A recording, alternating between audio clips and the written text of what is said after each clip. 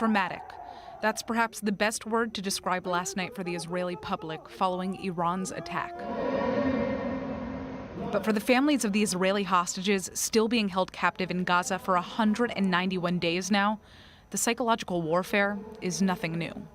Anyone who agrees that they should be returned, and I think that is the majority of the people, should stop and do everything to return them.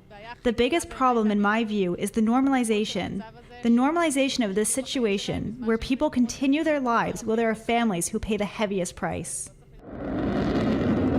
The only difference is that Iran's attack is derailing international headlines, replacing the plight of the hostages with the fight against Iran. In fact, even this morning, when the Mossad announced that Hamas had rejected the latest ceasefire proposal on the table, that major piece of news was completely sidelined by Iran's assault on Israel.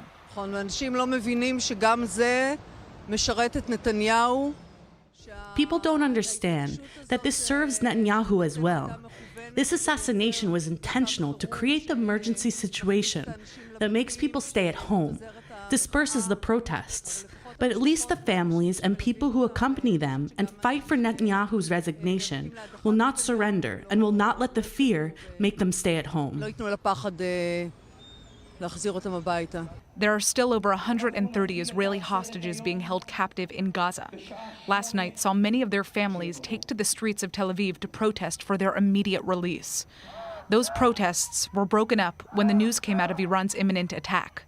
And even though Hamas actually rejected the latest hostage deal offer last night at 7 p.m., an official statement on the matter wasn't released until this morning. It's horrifying that the government started this ordeal with Iran, and the only thing that should be talked about and anyone would do is just to get back all the hostages back home at any price. There is no price for people's lives. Last night's anxiety about Iran's impending attack on Israel was certainly a trauma for every Israeli.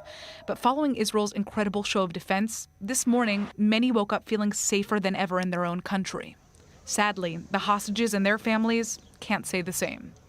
They're still waiting to see when the world will finally show up for them.